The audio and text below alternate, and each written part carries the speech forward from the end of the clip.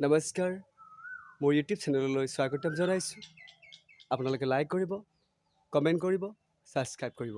আপোনালোকৰ লাইক আৰু কমেণ্ট ছাবস্ক্ৰাইবৰ দ্বাৰা যাতে এইখন সমাজত আগুৱাই যাব পাৰোঁ, সেয়েহে আজি এটা ভিডিঅ'ৰ দ্বাৰা জনাব বিচাৰোঁ অসমবাসী ৰাইজক, বিশ্ববাসীক। গতিকে আগবাঢ়িছোঁ কথাখিনি ক'বলৈ।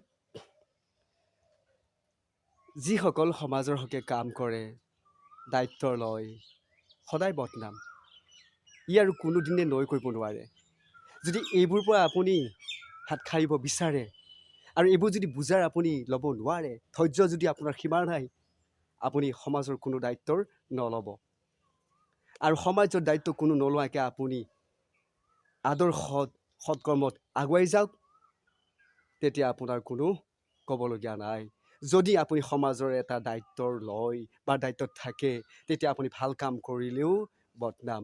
এইটো আজি নহয়, এইটো ক'বলগীয়া হ'লে ইয়াৰ জন্মান্তৰ ধৰি এইটোৰ আমাৰ মানুহৰ নেচাৰ এইবোৰ।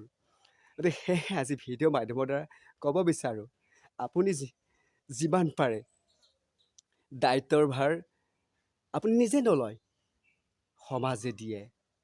গতিকে এইবোৰ কিছুমান লোকে এই বোজাটো ল'ব নোৱাৰা হৈছে। ধৈৰ্য বোলা বস্তুটো নাই আজি পৃথিৱীত, কাৰোৱেই নাই। এই ধৈৰ্য কেতিয়া আহিব? যেতিয়া আপুনি সদগুৰু আশ্ৰয় ল'ব আৰু সকলোকে আত্মা প্ৰেম আধ্যাত্মিকতাৰে চাব, সকলোতে ঈশ্বৰ আছে বুলি, তেতিয়াহে আপুনি এই ধৈৰ্যত থিয় হ'ব পাৰিব, নহ'লে অন্যথা আপুনি নোৱাৰিব। গতিকে সেইকাৰণে আজি এই ভিডিঅ'টোৰ যোগেদি আপোনালোকক ক'ব বিচাৰিছোঁ, অৱগত কৰাইছোঁ, আপুনি যিমান পাৰে অকলশৰীয়া হিচাপে নিজে কৰি যাওক। কাৰো টেনশ্যন ল'বলগীয়া নাই, আপুনি নিজেই টেনশ্যনটো লওক। হয়নে নহয়?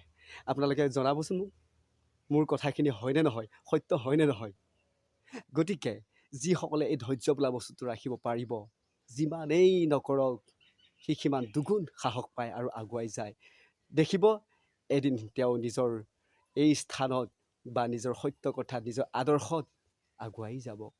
এইটো থাকে আমাৰ মানুহৰ মাজত। গতিকে আৰু এইবোৰ যদি হানা খোচা নাথাকে, এইবোৰ যদি বদনাম নাথাকে, মানুহে সঠিক দিশত আগুৱাই যাব নোৱাৰে।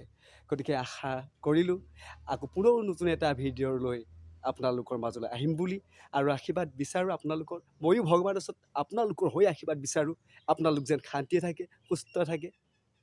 এই কামনাৰে আজি ভিডিঅ'ৰ পৰা বিদায় লৈছোঁ। ধন্যবাদ থাকিল।